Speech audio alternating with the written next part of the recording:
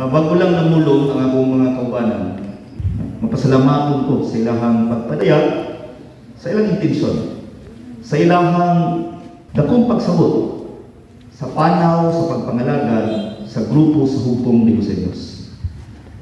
O inyong tanawon, mga kaigsunan ko, hulagway kini sa kayusahan. Tinuod na kayusahan. Hulagway kini kayusahan sa lideres ingon man sa yanong lumulupyo na nagkinahanglan sa mga programa sa gobyerno para makatabang ng mahimong makaangkon. Dugay na nato gitinguha ug unta di na nato tinuha o napan kini magdagag katumanan. Pinaagi sa mga programa ang gihan-ay kung kinsa man ang mamuno para mangalagad sa katawhan sa syudad sa Digos, labaw sa tanan kining grupo namo. Hulagway kini sa kayusahan sa mga lideres dinhi sa tuwang syudad. Ikadua, hulagway kini sa bagong panahon sa pagpangalagad sa syudad sa Digos. Hulagway kini sa bagong panahon sa pagpangalagad sa tuwang syudad sa Digos. Kini duha ka hulagway kung explikan ninyo naman. Hulagway sa kayusahan sa katawhan o mga lideres nga buot mga lagad sa tuwa. Pangalan na po ninyo kunya. Kayusahan, niyatong konsehal Pago, sige po o muna. Usaon para mag-usa. Kasinatian sa mga politikanhong kalihukan. Diin na ay doon na po masumbong. Lisod-lisoron man niya ang kapital.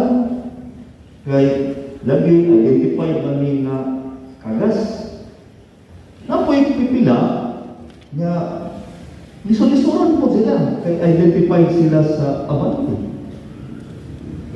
Kung ang nakalingkod kauban po sa mga supporter sa mga kagasas naningkamot po pagpasabot. Namuna ang hukbong Digos sa Dios niya itong 2015. Bili sila slogan lang, ulit na lang, campaign line. Himuan na ito ni unod. Mauning ang nagkayusa na ito, ang prinsipyo sa pagpangalagad. Nabihin, dipuyan sa matag-usap. Kasi ang prinsipyo government of the people, basic na sa gituhuman. For the people, by the people, gobyerno nga para sa katawan, gimuna sa katawan, o ang interes sa katawan mo ay isulong na ito. Dili ang personal na politikan mo interes. Mao ka na ang bakatang prinsipyo na gikutan sa hukbong ni Jose Dios. Nalipay ko busan atong 2019. Ginay-ginay na ito giusap. Gipasabot ang mga punong barangay, gipasabot ang mga barangay kagawats, mga barangay health workers, barangay functionaries. Kaya lang mag-iusan na. Mao bitaw, nanihimo siyang lingkod. Mahimong sumbangan sa akong mga gilihok ng mga programa at proyekto. Niatong 2019, usabi ng alagad. Di ba, isuko ng pangalagad, Hunyo 30, alas 12 sa Ugto, niatong 2019. Duha ka semana ang nilabay, pagka second week of July 2019, nagpatawag ko og meeting sa kanang mga kay Vice Mayor Johari Banya, membro sa Southern City Council, mga department heads, para pagasabutan kung unsang direksyon sa paglambo nato bitbiton ang syudad sa Digos. Dito nasabutan ako na kinahanglan, we have agreed for judicious and maximum utilization of the yearly 20% development fund and other local sources and other local funds. Mao bitaw nung atong natay 160 million kada tuig, kinahanglan I have instructed the planning office, kinahanglan ihanay ang 20% development fund Kaya mauni ang kwarta na makita nato dayon na pwedeng madapat sa pagpalambok sa tuwang syudad. Apil na niya ang amuang Peace and Order Fund. Di 15 million na kada tuig, gigahin na itong infrastructures. Kada tuig, gidungag na ito na. Unya, nagsabot pa yun min. Natanaw na ito ang Special Education Fund. Dito nakita na mo, nadako di ay, o ganin mag-readjust na, dili lang 12 million, Sir Attorney Ray. Kada tuwid, kaya matod pa nila primero, giset nila, gipix nila 12 million. I realize, when I check our prior surpluses of the 21st Development Fund, kay sa akong pagsusing, abot siya og 65 million. Ang ato ang Special Education Fund. Maubitaw, kung kinaabot siya 65 million, I believe na dili lang 12 million. Naanap sa mga 18 million Special Education Fund kada tuig. Diin, gihatag tayo na ito para sa learning program na haong sa COVID. Butangan na ito 19.5 million. For the first time, ang city government of Digos maoy ni download sa portas bitin. Kita local government, gibutang na ito national government para magamit sa City Schools Division of Digos. Gawas ni Ana, tanang eskwelahan. Ito, nagkamulit sila ng mga gate. 47 public schools in Digos City. Gipataro na ito na. Igayin na ito ng 17 million pesos para sa city. Tanan. Unya, di ko gusto nga nga itong mga PTA. Magkadis-adis-an na pangayo o pintal, plywood, para sa ito ang ginabuhat na kada tuwing ang tigitawag na Brigada Eskwela. Nagahin ko 2 million pesos para anak. Diin, ang matag eskwelahan makakuha o not less than 48,000 pesos. Gamay na lang ang isuroy-suroy sa PTA o mga maestra. Kaya nagbalak ko kayo ko, maabot bisik asa. Duha ka pintura rin ko. Di ba? Kunya, mapikihan pa ang gitukulan. Normal man na, mapikihan man. Gimuan na itong programa tanan. Kung mapasalamaton ko sa 7th City Council sa iyang pagpaluyo, labi na itong mga membro sa hukbong din sa inyong palakpakan. Ito lang kung dumagan pa yung membro ang 7th City Council sama ni Attorney Ray ng Mississippi, maestro na ko. He is mentoring me. And I'm so happy with his guidance sa kuha. Muna palapakan na ito, inanglan. Kung ito ko pa muna ito, sabaw. Kaya mas makapalambo na siya, dagang apang ito. Iwan man, idol na natin. Before na pa kayong idol sa Attorney Ray. Bata ako. Minaw ko ang diskurso. Hangtog gano'n, ito may kupas. Nay nag-imor na. Tigulang mo na. Napo, istorya ng pagkatigulang at pagkabatan mo. Maski pangagilad ka o 20, 1, 30. Kung iundang ka niya ka pagpangandoy o paglao, ang mga tiguan. Pero maski pag-edad ng 99 anyos, ug sige lang yapon tang pangandoy, dili para sa pagalingon, ay fulfilled naman ni sila. Pero para sa katilingban, watan yung paningkamot, dili para sa ilang pagalingon.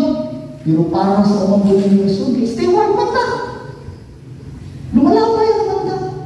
Ako, dili mo kumumayo forever. But I give you all the reasons nung taghuman ako akong treaters. Ihatag na ako ang tanang rason, isip ng sulugon. Ngayon akong ibalik pagkasulugon, isip ngayon. Nawanda. Mga nawala na akong isip-usikan ang mga minuto sa umpag pangalagan. Di ko magbuhat-buhat tabang. Kung na ko'y katapang garon, di na ako pabalikon pagkauma. Kung ako ay katapang garon, may mo pabalikin ko ng adlaw. Isiguro na ko, na nadyo ko matulong na. Niyan ang adlaw sa pabalik sa kuha. Mauni, gikan pa ko kagawad. Gikan pa ko trabahante pa ko sa Mubiwan at 1998. I was then 22 years old. Isip Assistant Congressional District Officer ni former Congressman Douglas Cargas, the late governor. Ang ito, nahimo ko siya. Sa congressman pa ko, hindi pa yung Mubiwan mo. Ginuan ako sa Gwapong Scholarship Program. Nilang mo na. Ito nagsubo na sa kuwatanan.